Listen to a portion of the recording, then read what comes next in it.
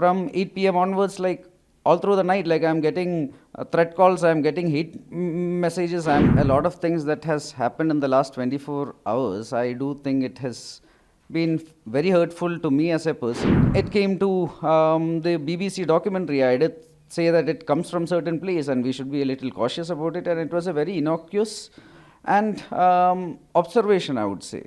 Next few hours I had a lot of calls from many places, a lot of text messages saying that I should retract my tweet. I think at this particular point of time, I think it is the right course of action, because a lot of things that has happened in the last 24 hours, I do think it has been very hurtful to me as a person and as somebody who has been deeply involved with the Congress party all through my life, and coming from a place where my father has been working in this organization for the last 6 decades. So coming from such a background and a place, like I do feel that whatever happened in the last 24 hours, especially from certain corners of the Congress, has not been the best of any responses, and I do think that at this point, it is the best course of action. What triggered the most of you, and what is the main reason behind that? See, end of the day, yesterday morning I did make a tweet, and the tweet was done with good intentions, the best of my intentions, where I made a certain comment. And the comment was that I do oppose the BJP also in many things. I have been opposing it all through my life. However, when it comes to certain things, especially what concerns our core national interest, our sovereignty, our security, our strategic interests, any of our core interest, I do think that we shouldn't be playing with fire, because this is compromising a lot of things for which there will be a lot of long-term ramifications. So this is why when it came to the BBC documentary, I did say that it comes from certain place and we should be a little cautious about it, and it was a very innocuous and observation, I would say. But then sadly what happened is, let's say after that, in the next few hours, I am not going to give names at this moment, because I do think that people speak to me with certain degree, they do expect certain amount of privacy and trust, so I wouldn't want to break it at this moment, so I'm not naming anybody. But in the next few hours, I had a lot of calls from many places, a lot of text messages saying that I should retract my tweet, I should, let's say, and you are standing for free speech, you say that you are against hatred, but then from 8 p.m. onwards, like all through the night, like I'm getting threat calls, I'm getting hate messages, my Facebook page, you go to my Facebook page, I have deleted everything, like it is a lot of explicits and a lot of abuses. And I do think that somebody who, like end of the day, these kind of people, I do feel that from where I come from, I don't think that these are the kind of people I should be working with, and I think this is very disappointing to see where this has reached. Like I joined the party and I started working for the party. The first election I worked with was with Mr. Mullapalli Ramachandran and Dr. Shashi Tharoor. He was the person who put a lot of trust in me and took me to the organization.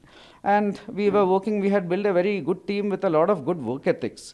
But sadly now it has come down to a place where now politics means that just because you oppose somebody, like you will go to any extent, even if it is against the country's interest, and even if it's somebody who has been working with you for decades, like you will actually abuse everything and try to tear down that person just because you don't like one word they are saying. That is, I would say, the height of intolerance. It is very disappointing, because you have our leader, Sri Rahul Gandhi, who is walking from Kanyakumari to Kashmir, spreading the message of love. And here you have his supporters who sadly is tearing down everything he is trying to achieve with this kind of behavior. Anil, have you spoke to a Congress senior leader that you are going to resign for all the No, this is my this is my personal decision, which I had taken after a lot of thought, and I do think this is the best course of action, but I haven't discussed this with anybody, including my father, because I did think that end of the day I should make my own call on this. Is your resignation accepted?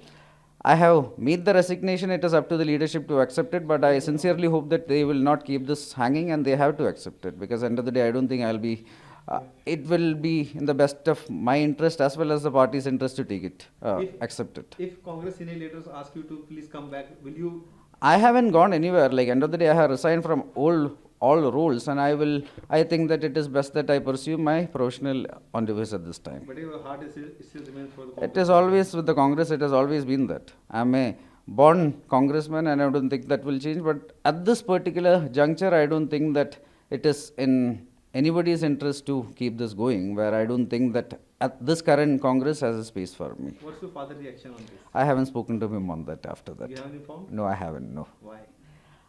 I think, like I said, like it is something I just did half an hour back, and my dad is actually traveling for a personal function which is happening in the family. So at this moment, I think that it is better when we have some time, we will discuss on it. But at this moment, I didn't get time for that. Anil, do you feel that youngsters are most of the youngsters like you in Congress party, they are sidelined by the senior leaders? I wouldn't say that. I wouldn't even say it is a question of youngsters and old people, etc., etc.